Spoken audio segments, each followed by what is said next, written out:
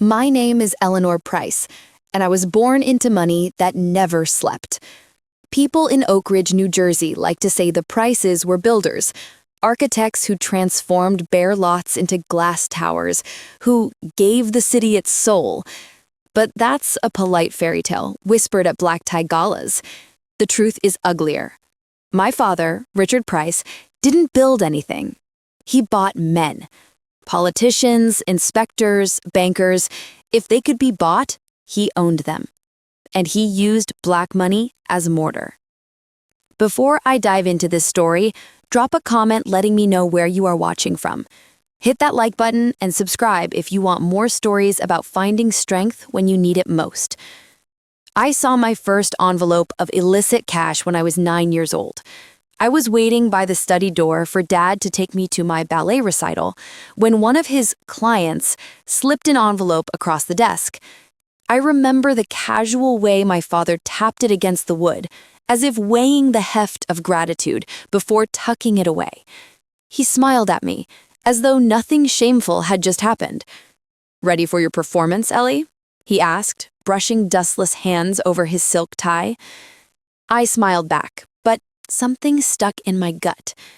Years later, after law school, after clawing my way to a degree without using the Price name, something I insisted on, I thought I was free of his shadow. My office was small, bare bones, with diplomas crookedly hanging on walls I painted myself. It wasn't glamorous, but it was mine. Then came that night at the mansion. Dinner, as always, served along the polished oak table longer than a train car. He poured us both wine, his rings catching the chandelier light. I should have expected it.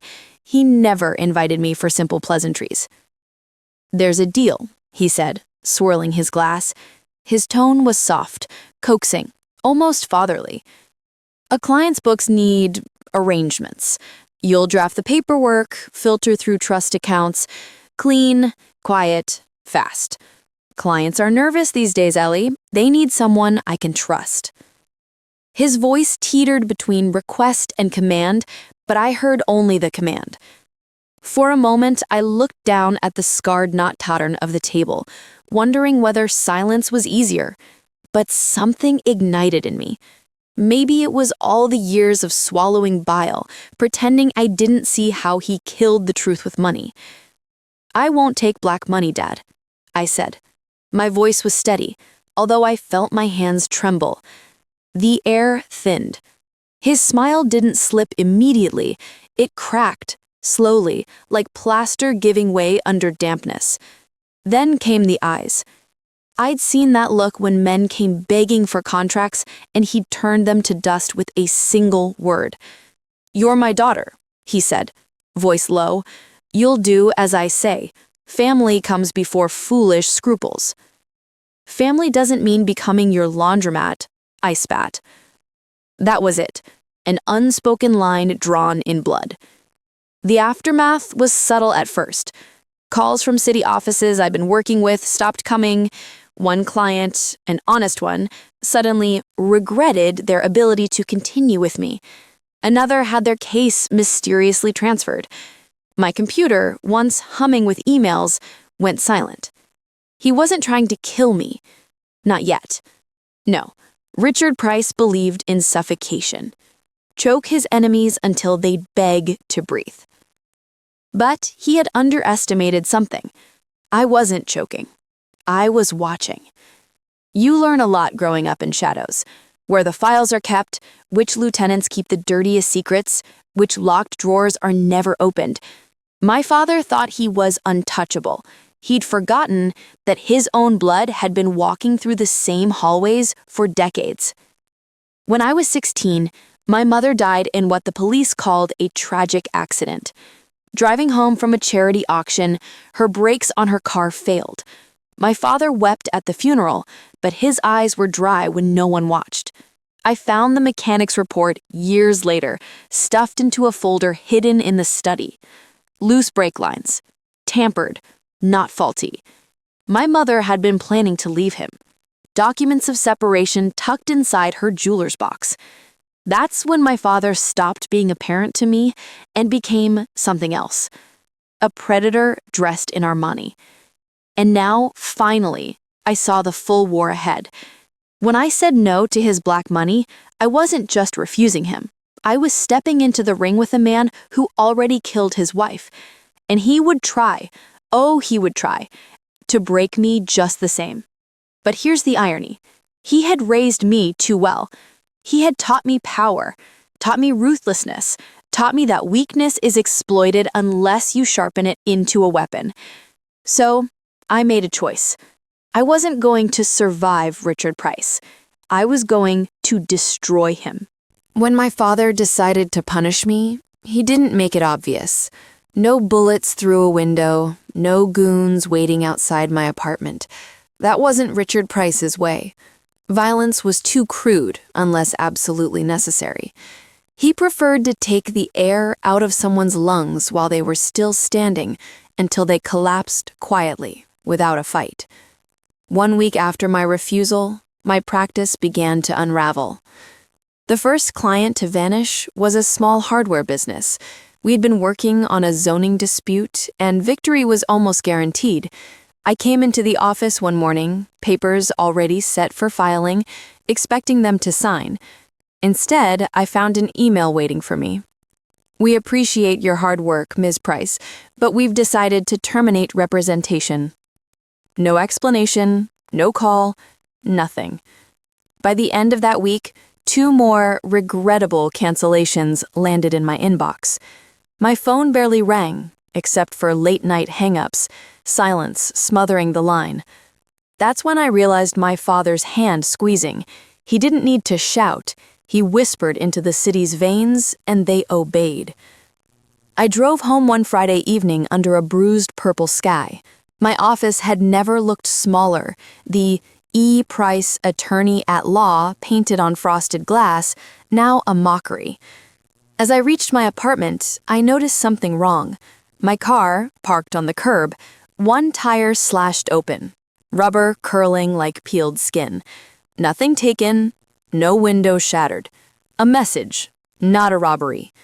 I stared at the ruined tire, pulse pounding. This was my father's way of saying, "I can touch you any time I like. Don't forget it." Neighbors shuffled past, whispering, trying not to look too curious. Oak Ridge was like that. People knew my father's name carried 2 faces, benefactor and butcher. They always suspected, but fear swallows the tongue. 2 days later, the shadows sharpened. Driving to court, I noticed a silver Chrysler in my rearview mirror. Not once, not twice, 3 separate mornings. The kind of tale you can't prove, but you feel. Whenever I changed lanes, they shifted. I parked outside the courthouse. They circled the block like sharks before disappearing into traffic. I wanted to believe I was paranoid. Lawyers deal with anxious clients, angry opponents.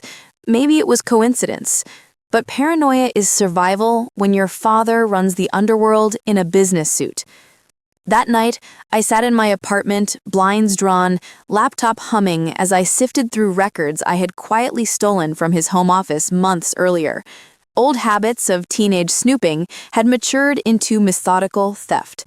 I knew which drawers his secretary refiled every Thursday, which safes he didn't lock if he expected to return in 5 minutes. Bank transfers, shell companies, real estate sold at inflated values to buyers who didn't exist. There it was, black money ink bleeding across decades. Flipping through the scanned PDFs, I almost felt him in the room with me, his gravelly voice, his cologne heavy with leather, his hand pressing on my shoulder. Family always protects family, Ellie, always. I shut the laptop before I threw it across the room. The suffocation grew deeper. My landlord suddenly misplaced 3 months of my rent records, threatening eviction. A coffee shop I visited daily for years suddenly lost my loyalty credit, claiming I owed them for unpaid drinks. Small humiliations designed to erode me 1 brick at a time. That was Richard's cruel genius, never striking hard enough for outsiders to believe me, but carving notches into my sanity. I kept telling myself not to break, because every off-balance step I took was leverage for him. Instead, I doubled down. Each night, after surviving the day in silence, I returned to the files. The deeper I went, the more I saw how wide his empire stretched. Skimmed city funds wrapped as consulting fees, offshore accounts stuffed with dollars funneled through construction bids. Even mayors, 3 of them, had taken checks written in his careful hand. My father had bought not just power, but the illusion of legitimacy. It sickened me. The city I once believed was home wasn't built on sweat or pride. It was built on black money bricks mortared with fear. The breaking point came with a phone call. A voice rasped, male, not familiar but purposeful. "Drop what you're doing," he said. "No greeting, no name. Or your next client will be your last. Mr. Price doesn't forgive disobedience." Click. Silence. I sat on the floor, phone clutched tight, the hum of the refrigerator sounding like gunfire in my ears. It should have paralyzed me. Maybe Richard thought it would. But instead, fire flushed through me. This wasn't only about me anymore. This was about my mother, her accident. About every small business crushed under Richard's contracts, every worker who lost hours because money changed hands in cigar-smoked rooms. If fear was his weapon, then defiance would be mine. And secretly, a plan began to take shape. I couldn't trust courts, not yet, but maybe, just maybe, someone outside his reach could help me strike first. So I did something dangerous. I picked up the phone and dialed a number I hadn't used in years. David Hughes, my law school friend who became a journalist for a New York investigative paper. He was just reckless enough to chase a story this deadly. When his voice answered, warm with surprise, I whispered, "David, it's Eleanor. I've got something you need to hear, and it could kill us both." When David agreed to meet, I knew my world was about to split open. He was the only person I trusted enough to drag into this mess, and even then, I hated myself for dialing his number. We met in a rundown diner off the I-95, the kind with flickering neon and coffee so burnt it tasted like smoke. David slid into the booth across from me, trench coat still dripping from the rain. "Ellie Price," he said, leaning back with a half smile. "Haven't heard from you in years. Last time we talked, you promised you'd never be caught living in Oak Ridge again, so what the hell happened?" "My father. He's happening." His smile faltered. "Richard Price, king of steel and concrete. What'd he do this time? Cut off your trust fund?" I didn't laugh. I slid a folder across the table. Inside were copies of files I had pulled, offshore transfers, dummy corporations, checks to public officials. The paper looked harmless in the glow of cheap light bulbs, but I saw David's eyes sharpen as he flipped page after page. "This is enough to burn half the city," he muttered. Then he looked at me. "And it's going to put a target right between your eyes." "There's more," I said. My throat tightened before I breathed out the words. "My mother. Her death wasn't an accident. I think my father killed her." David froze. Pen stopped mid-scribble. Years had passed, but the memory was alive in me as if it happened that morning. 16 years old, lipstick still sloppy from sneaking makeup into school bathrooms. My mother's car, twisted metal, glass scattered across asphalt like spilled diamonds. Police officers murmuring about brake failure. My father holding me too tightly at the funeral, gripping my hand until my knuckles turned white, not a single tear wetting his dry, cold eyes. Back then, suspicion was a seed buried deep in my chest. But now, with each file I uncovered, it bloomed like poison ivy. "Show me," David said softly. I reached into my bag, pulled a photocopy of the mechanic's report. The handwriting scrawled across the margin still burned me. Brake line tampered. David's jaw tightened. Jesus Christ. "Ellie, if this is true, then your father isn't just corrupt, he's a murderer." I nodded, tears threatening. And no one in this city will touch him. He owns judges, cops, accountants. If I come forward, I'll be discredited or dead. That's when David leaned forward, eyes burning with that reckless determination he'd carried even in law school. Then we don't bring this to the city. We go bigger, federal. But we need a trail, something undeniable. Over the next weeks, we worked in shadows. By day, I pretended to rebuild my useless law practice, keeping my head down as my reputation withered. By night, I sifted through stolen scans and boxes I smuggled piece by piece from my father's estate. David set up encrypted accounts, recording audio, cataloging every wired transfer and shell company. Piece by piece, a monstrous mosaic formed. Contracts from construction unions where money vanished into consulting, federal grants for housing projects that never materialized, and always funneling into offshore accounts under names like Allura Management and Blue Haven Imports. But the deeper we dug, the more dangerous the silence became. More hang-up calls, more shadows across my rear-view mirror. My apartment was tossed one evening while I was out. Nothing stolen, just drawers pulled open, clothes ripped, messages written not in ink, but in destruction. On my bed, they left a photo, my mother's grave. Flowers ripped up, petals scattered. I didn't cry. I stared at it like stone. Whoever left it assumed it would shatter me. Instead, it hardened what was already sharp. Then came the first betrayal. David and I arranged a safe location to meet, an abandoned warehouse office he swore was secure. When I arrived, the door was already unlocked. Papers scattered like the aftermath of a hurricane. My pulse roared as I called his name. David? No answer. And then, footsteps. Not his. Two men in dark jackets stepped from the stairwell, cold-eyed, blank-faced. My father's shadows had found the scent. I ran, down steel stairs, out into the rain, lungs tearing as boots slammed behind me. My heels betrayed me. I kicked them off, feet slicing on wet gravel. Horns blared as I darted across the street, headlights near blinding. One man swore as I vaulted a fence and crashed into an alley. By the time I tumbled through the back door of a grocery, gasping in fluorescent light, they were gone. That night, I found David safe. He had been late. We both realized someone had compromised our meeting spot. His first words, "Ellie, your father knows what you're doing." The ghosts were real now, not just of my mother, but of every step I took, every person I might endanger. I realized I couldn't go back. If I stopped, Richard Price would erase me like he erased her.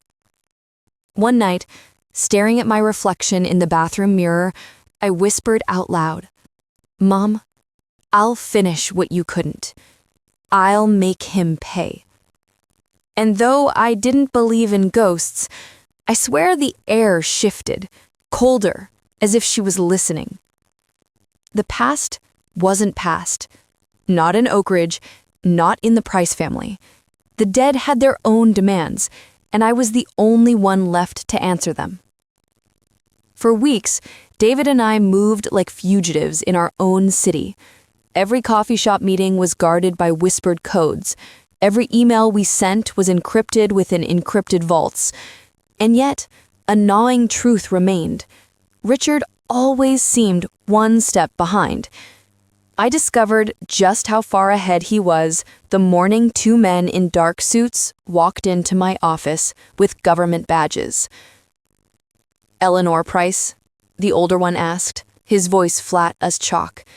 "We have questions regarding fraudulent activity within your firm." Fraud. The word nearly hollowed me. On my desk sat a folder I hadn't seen before. When the agents opened it, my stomach dropped. Bank statements in my name showing deposits I'd never received. Transfers from shell corporations, some of the very ones I'd found in my father's files, now linked to me. "This isn't mine," I managed to stammer, heat rushing to my face. These are fabricated. Someone planted them. Ma'am, the second agent warned, you'll have to come with us for questioning. Denials won't be enough. David bailed me out that same night, pulling strings I didn't want to know he had. He sat across from me in the holding room, his jaw tight, fury flashing in his eyes. Ellie, this is him. This is Richard's trap. I buried my face in my hands. He's framing me with his own accounts. He'll twist everything. By morning, the city will believe I'm the one laundering his money. When I returned home, I vomited in the sink. All my fight, my carefully gathered courage, splintered into panic. He had the power not simply to silence me, but to remake me as the villain. It was exactly his style. My father didn't just kill careers, he inverted them, made the innocent look guilty, until the truth was a laughable fairy tale no one would bother hearing. Over the next week, headlines splattered across Oak Ridge like graffiti. I read each one with shaking hands. I wasn't a whistleblower anymore. I was a criminal, at least in the eyes of the whispers outside my door. David tried to rally me as he scribbled furiously in notebooks late into the night. You can't let him win. That's what he wants. To bury you in shame so the world thinks your word weighs nothing. But the law, I began, is his playground. He's too untouchable here. Don't you get it? You won't beat him in court.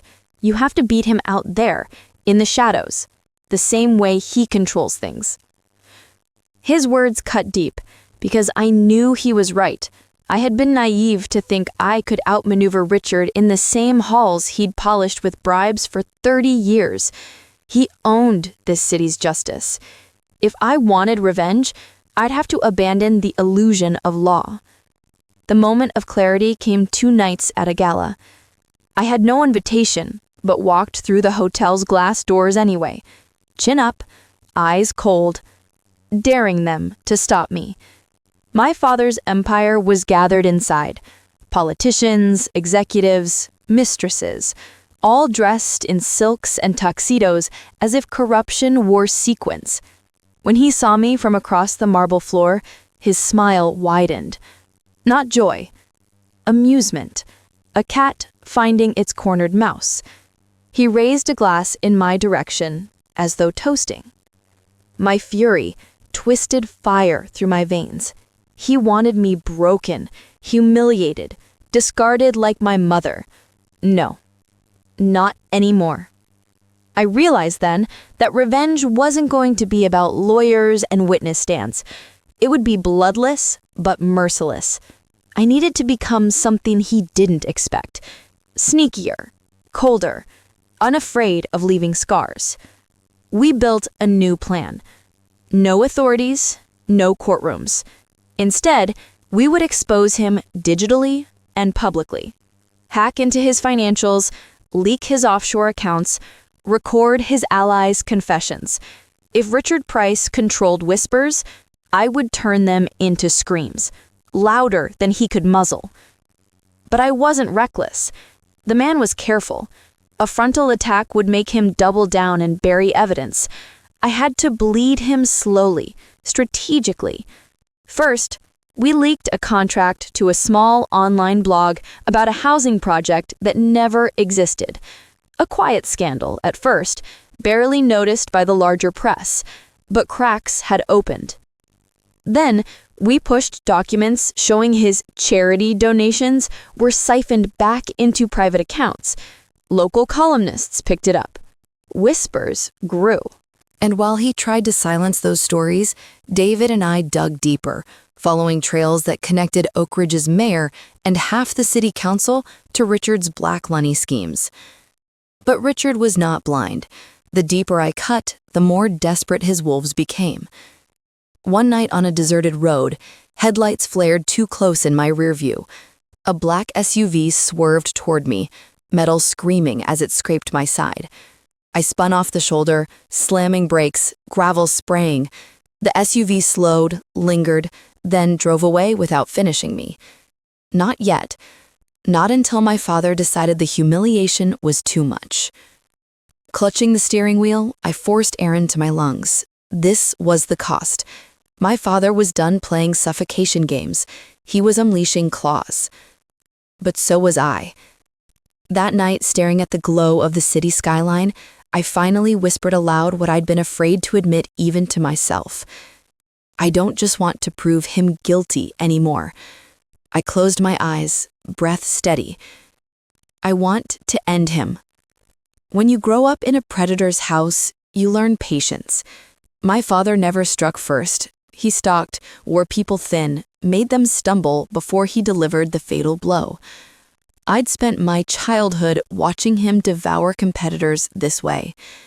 So when it was my turn to strike, I decided to use his tactics against him, slowly, relentlessly, until he couldn't tell which way the bleeding was coming from. The first leak had been small, a housing contract, insignificant enough for him to ignore. The second stirred more attention, but still left him smug. I knew Richard Price well enough to understand he wouldn't panic unless the knife twisted inside the wound. David and I began to dig deeper, and what we found was rot so thick that even I, hardened by years of suspicion, felt sick. Millions stolen from disaster relief funding after a hurricane had razed neighborhoods in New Jersey. While families slept in shelters, my father had pocketed aid money through construction contracts that built nothing but empty shells. I stared at those files in disbelief, bile rising in my throat. "He stole from people who had nothing left," I whispered. David didn't look away. "Then we start here. We make the city see him for what he is." We released the documents to a mid-level political blog that had nothing to lose. Within hours, screenshots spread across forums, then newspapers, then into primetime. The headline broke like a war drum. Price Construction Empire linked to missing hurricane relief funds. Almost overnight, allies who once bragged about golfing with my father refused to return his calls. Union leaders who drank from his hand-backed whiskey started murmuring about investigations. Even his best-kept secret, Judge Meredith Fulton, his iron shield in the courts, issued a statement denying any improper contact. I knew it was a lie, but it was also a dagger. Public denials signaled that even his allies were peeling away. And the more they peeled, the more emboldened I became. But Richard Price was not the type to bleed in silence. One evening, David and I returned to his apartment to find the place ransacked. A laptop smashed, files shredded, and painted across the wall in dripping red spray paint. Rats get trapped. David stared, pale but steady. He knows we're close. I touched the word trapped, paint still wet on my fingertips, and whispered, "Then we keep pushing. He bleeds, he lashes out. Good. He's losing control." The next strike we planned went for the jugular. Offshore accounts in the Cayman Islands linked directly to contracts with the governor's office. My father, who had built his entire image around building America, was funneling taxpayer dollars across oceans. We didn't dump it all at once. No. Every few days, more documents surfaced. Anonymous leaks, carefully timed, each headline worse than the last. The city, once untouchable in his palm, began to doubt the golden aura around him. His skyscrapers no longer looked like monuments. They looked like tombstones. And yet each move pulled me further into danger. One night, as I drove home, my headlights washed over a figure crouched by my apartment door. Reflex screamed danger. My hand darted to the pepper spray tucked in my coat. The man bolted, vanishing down the narrow hall. When I reached my door, the blood froze in my veins. A single Polaroid was taped to it. Me, sleeping in my bed. I tore it down with shaking hands, heart punching against my ribs. He was inside. He'd been watching me while I dreamed of revenge. That night, I didn't sleep. David stayed with me, his eyes scanning every flicker of shadow in the room. When dawn finally broke, he scribbled in his notebook, The closer you get to breaking him, the more dangerous it will get. Decide if you're willing to pay the price. I didn't even hesitate. I'll pay it, whatever it takes. And then, finally, I drew blood that made him choke. We exposed the bribes connecting Richard Price directly to Oak Ridge's mayor. Emails, bank transfers, recorded instructions. There was no denial, no spinning the story clean. It collapsed in front of cameras. Overnight, the mayor resigned. The city was in shock, and my father, for the first time, Richard Price's polished mask cracked. Television showed him leaving his office, shoving cameras away. His smile was gone. His hands trembled as he pushed through reporters. He wasn't the king anymore. He was prey, cornered in daylight. Watching the footage, I almost smiled. Almost. Because I knew what was coming next. This was when Richard always became most dangerous. When his enemies celebrated early, when they believed he was finished, that was when he struck hardest. So I waited. I braced myself, because if he couldn't save his empire, he would come for me. Directly. And this time, the shadows in Oak Ridge would not be enough to hide the war between us. I knew it was only a matter of time before my father came for me himself. For weeks, he had sent shadows, messages, intimidation. But Richard Price was not the kind of man who tolerated humiliation for long. Once the mayor resigned under the weight of our leaks, his empire wobbled like glass under a fault line. That's when I knew the confrontation was inevitable. It happened on a Tuesday night. I was leaving David's apartment, files stuffed under my arm, when a black sedan pulled onto the curb. The rear door opened. "Get in," my father's voice commanded. Calm, cold, impossible to mistake. For a heartbeat, I considered running, but where? His men ringed the sidewalk like statues, their jackets bulging with the weight of concealed guns. My skin prickled under their stares. If I refused, he'd drag me in anyway. So I got in. Inside, the leather smelled like cigars and money. My father sat across from me, tailored suit sharp, gold cufflinks glinting, as immaculate as ever. Yet his face bore lines I'd never seen. Stress, cracks in the marble. "Eleanor," he said with a smile that wasn't a smile, "you've made quite the name for yourself, or should I say, quite the mess." I stared at him, matching his gaze. "The mess is yours, Dad. I'm just showing the world what you are." He chuckled, low and humorless. "The world doesn't care about truth. It cares about power. And you're playing a game where I wrote the rules." "Not anymore," I said softly. "People are seeing through the mask." For the first time, his eyes sharpened with rage. "You think because you leaked some papers, you can break me? You're my daughter, my blood. You were supposed to carry this, not destroy it." "I won't carry your dirt," I shot back. "That blood you're so proud of, it killed Mom." The car went silent. For a moment, I thought I'd gone too far. His knuckles clenched, a vein pulsing on his temple. Then he leaned back, lips curling into something monstrous. She was weak. She thought she could leave me. She forgot what family means, just like you. My stomach lurched, the confirmation like poison, but I didn't flinch. "You taught me family means fear. You taught me family means silence. But you also taught me something else, how to fight." He tilted his head, amused, despite the venom in my words. "Fight me? You don't understand, Ellie. I made you. You don't win against Richard Price. I built this city. If I go down, I'll take you with me." I swallowed, but my voice did not falter. "No, Dad. If you go down, it will be by my hand." For a rare second, something flickered in his gaze. Pride? Madness? Maybe both. He leaned forward.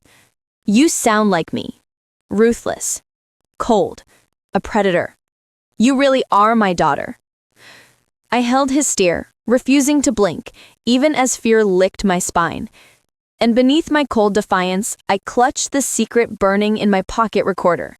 From the moment I'd stepped into the car, I'd clicked it on. His voice now lived inside it. His admission about Mom, his threats, proof the world could not ignore. He thought he still owned me. He didn't realize I'd already set the trap. The sedan stopped outside my apartment. The door opened, his men watching. Before I left, he spoke one last dagger. "You can still stop this. Destroy your files, come back under my roof. Everything will be yours. Power, safety, my empire, once I retire. Or," his eyes darkened, "keep going and end up next to your mother." I climbed out, heart hammering but voice steady. "See you in the headlines, Dad." The door slammed shut. The sedan rolled into the night, taillights flaring like the eyes of a beast descending into darkness. Back upstairs with David, I handed him the recorder. My voice shook only slightly when I said, "We have him. It's enough." He pressed play and listened to Richard's words fill the room like a ghost of authority. She was weak. She thought she could leave me, just like you. David's eyes widened. "This is it, Ellie. This isn't just financial corruption anymore. This ties him to murder. Once we push this, the feds can't ignore it." For the first time in months, the weight shifted off my chest. My revenge wasn't just survival anymore, it was victory. My father thought he still pulled the strings, that his threats would reel me back in. He didn't realize that for the first time in his life, he was standing on a trap he couldn't escape.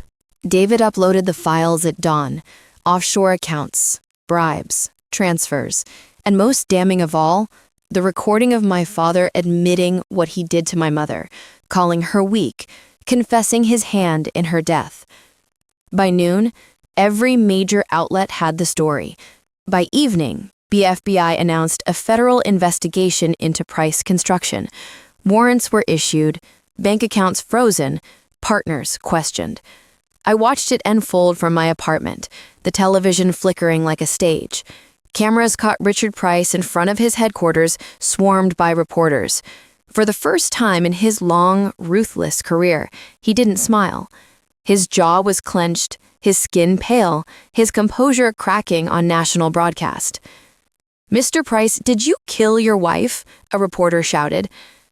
He didn't answer. He couldn't. That night, red and blue strobes painted Oak Ridge's skyline. Federal agents raided my father's offices, carrying stacks of documents into vans, escorting his men in handcuffs. It was not just a fall, it was a demolition. Yet I felt no triumph, only a hollow ache, like the victory was made of ashes.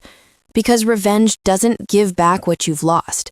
It doesn't resurrect a mother stolen or patch the wounds of being raised in a house where love was another form of manipulation. It only ends one monster by feeding another, the one you've quietly become. 3 days later, I faced him one last time. Prison cells in America strip gods down to men, and Richard Price looked unbearably mortal in his orange jumpsuit, his hair slicked back with sweat. But his eyes, those never dulled. He stared at me through the glass divider. "Was it worth it?" he asked. "Yes," I answered without hesitation. He laughed under his breath, a rasping, bitter thing. "You think you won? But all you've done is become me, cold, ruthless, obsessed with control." I leaned forward, voice quiet but fierce. "The difference, Dad, is that I didn't destroy for power. I destroyed for truth, for Mom, for every life you crushed under your empire." His smirk faltered. For the first time, I thought I saw fear, small, flickering, but real. The guard tapped the glass. Time was up. I rose from my chair, pressing one hand against the divider. "Goodbye, Dad." As I walked away, his laugh followed me, hollow and broken. Oak Ridge changed after his fall. New elections swept through, corruption trials rippled like aftershocks, and Richard Price's skyscrapers loomed not as monuments to power, but reminders of its rot. People whispered my name, some with admiration, others with suspicion. I didn't care anymore. David asked once if I regretted it, if I'd rather have chosen silence, safety, a life untouched by revenge. I told him the truth. If I stayed silent, I'd be dead beside my mother. He would have taken me anyway. At least this way, I chose how it ended. Now, sometimes, late at night, I sit by my window, watching the city lights flicker like restless ghosts. I didn't just kill an empire. I killed the last fragile thread tying me to family. I avenged my mother. I saved myself, but at a price I'll carry forever. The ledger is clean, his empire is ashes, and all that's left is glass, shattered, sharp, impossible to hold without bleeding, but at least the blood now is mine to choose.